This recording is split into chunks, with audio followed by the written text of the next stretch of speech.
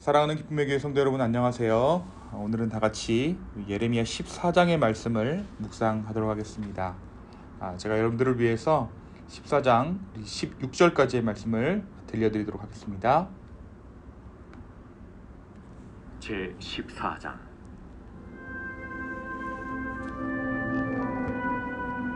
가뭄에 대하여 예레미야에게 임한 여호와의 말씀이라. 유다가 슬퍼하며 성문의 무리가 피곤하여 땅 위에서 애통하니 예루살렘의 부르짖음이 위로 오르도다. 귀인들은 자기 사환들을 보내어 물을 얻으려 하였으나 그들이 후문에 갔어도 물을 얻지 못하여 빈 그릇으로 돌아오니 부끄럽고 근심하여 그들의 머리를 가리며 땅에 비가 없어 지면이 갈라지니 밭가는 자가 부끄러워서 그의 머리를 가리는도다. 들의 암사슴은 새끼를 낳아도 풀이 없으므로 내버리며 들나귀들은 벗은 산 위에 서서 승냥이같이 헐떡이며 풀이 없으므로 눈이 흐려지는도다. 여호와여, 우리의 죄악이 우리에게 대하여 증언할지라도 주는 주의 이름을 위하여 일하소서. 우리의 타락함이 많으니이다. 우리가 주께 범죄하였나이다. 이스라엘의 소망이시여, 고난당한 때의 구원자시여, 어찌하여 이 땅에서 거류하는 자같이 하룻밤을 유숙하는 나그네같이 하시나이까? 어찌하여 놀란 자 같으시며 구원하지 못하는 용사 같으시니이까? 여호와여, 주는 그래도 우리 가운데 계시고 우리는 주의 이름으로 일컬음을 받는 자이오니 우리를 버리지 마옵소서. 여호와께서 이 백성에 대하여 이와 같이 말씀하시되, 그들이 허물어진 길을 사랑하여 그들의 발을 멈추지 아니하므로 여호와께서 그들을 받지 아니하고 이제 그들의 죄를 기억하시고 그 죄를 벌하시리라 하시고, 여호와께서 또 내게 이르시되, 너는 이 백성을 위하여 복을 구하지 말라. 그들이 금식할지라도 내가 그 부르짖음을 듣지 아니하겠고 번제와 소제를 드릴지라도 내가 그것을 받지 아니할 뿐 아니라 칼과 기근과 전염병으로 내가 그들을 멸하리라. 예, 내가 말하되 슬프도소이다. 주 여호와여, 보시옵소서.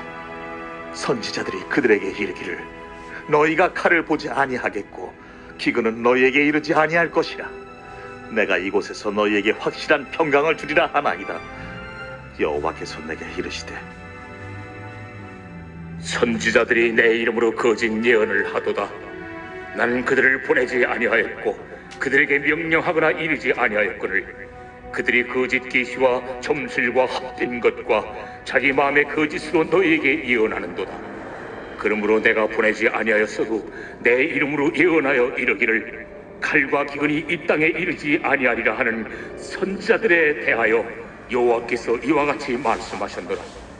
그 선지자들은 칼과 기근에 멸망할 것이요, 그들의 예언을 받은 백성은 기근과 칼로 말미암아 예루살렘 거리에 던짐을 당할 것인즉 그들을 장사할 자가 없을 것이요, 그들의 아내와 아들과 딸이 그렇게 되리니 이는 내가 그들의 악을 그 위에 부음이니라. 너는 이 말로 그들에게 이르라. 내 눈이 밤낮으로 그치지 아니하고 눈물을 흘리리니 이는 처녀 딸 내 백성이 큰 파멸 중한 상처로 말미암아 망함이라. 아멘.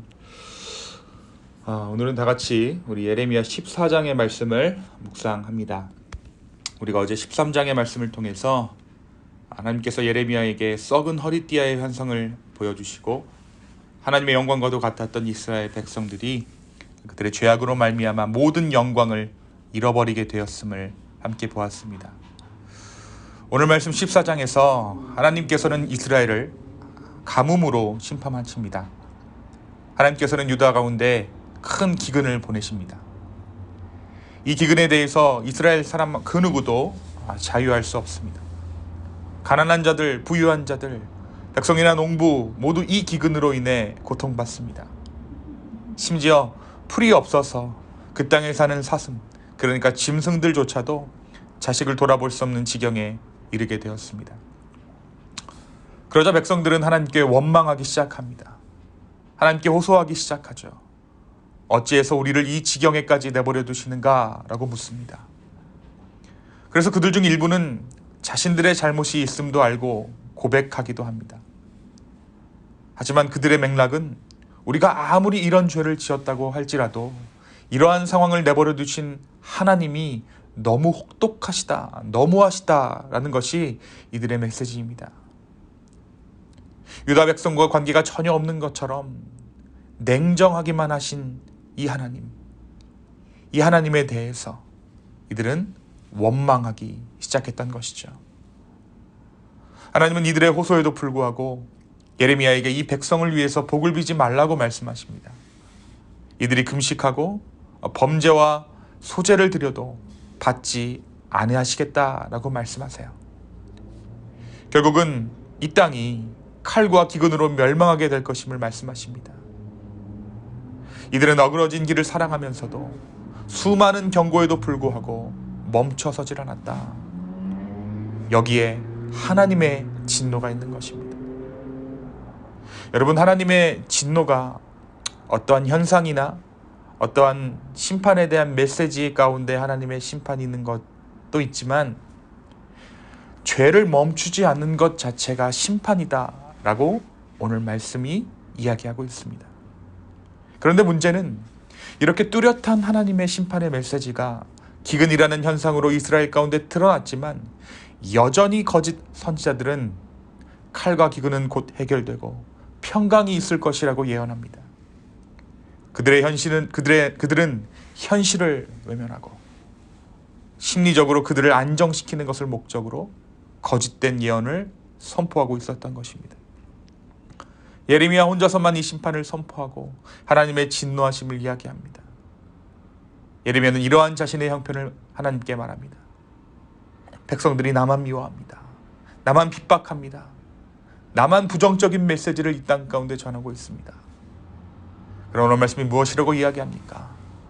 하나님께서는 그들은 하나님이 보내신 선지자가 아니라고 이야기합니다. 그리고 그들과 그들의 처자식들이 먼저 칼과 기근으로 죽게 될 것이라고 오늘 말씀 가운데 하나님은 예레미야 선지자에게 분명히 말씀하십니다. 사랑하는 성도 여러분, 오늘 이 예레미야 14장의 말씀이 우리에게 무엇을 말해주고 있습니까? 비가 내리지 않는 유다, 그것은 하나님의 마음이 그들로부터 떠났음을 말합니다. 비를 주관하시는 분은 하나님이십니다. 이른 비와 늦은 비로 이스라엘 땅에 열매 맺게 하시는 분은 하나님이십니다. 그런데 그 땅에 큰 기근이 있습니다.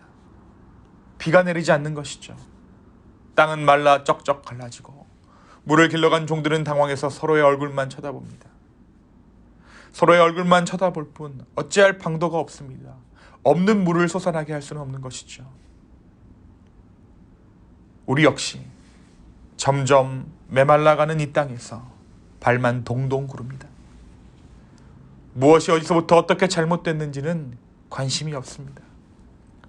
물이 없기 때문에, 목이 마르기 때문에 내가 살 수 없어서 발만 동동 구릅니다. 나보다 잘 사는 사람, 나보다 전문적인 사람에게 조언을 구하고 그들의 얼굴을 바라볼지라도 그들 역시 아무런 방책이 없습니다.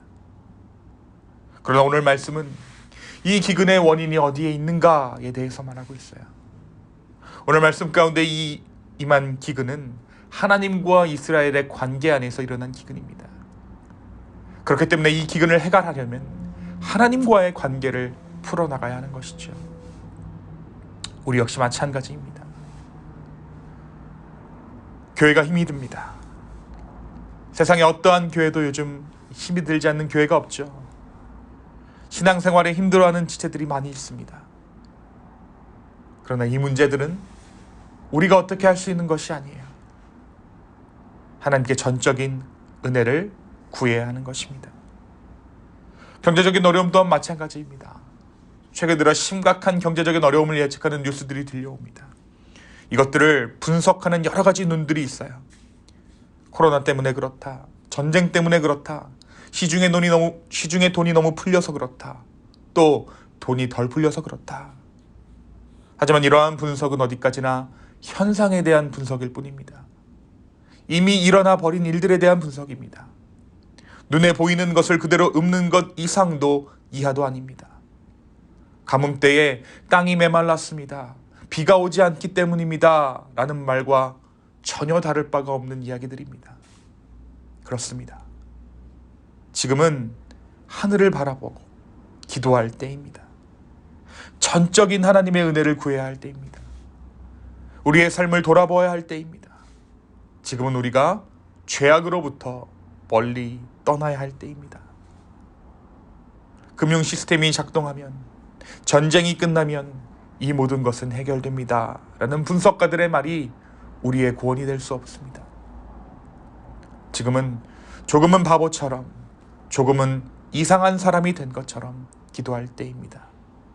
하나님의 마음을 알아, 하나님의 마음에 합한 기도를 주께 올려드릴 때입니다. 전적인 하나님의 은혜만을 구할 때인 것입니다. 오늘 이 말씀이 이야기하는 대로 온전한 하나님의 은혜를 구하며 메마른 이 땅에, 메마른 우리 영혼에 하나님의 긍휼하심이 있기를 소망하는 저와 여러분 되기를 예수님의 이름으로 축원합니다. 시간 함께 기도하시겠습니다. 주님, 우리의 마음을 다시 한번 아버지께 올려드립니다. 전적인 하나님의 은혜를 구합니다. 주여, 우리 가운데 임하여 주십시오. 주여, 우리의 죄를 용서하여 주시고 아버지의 은혜를 우리의 삶 가운데, 우리가 살고 있는 이 땅 가운데 허락하여 주시옵소서. 감사합니다. 이 모든 말씀 살아서 역사하시는 예수님의 이름으로 기도하였습니다. 아멘.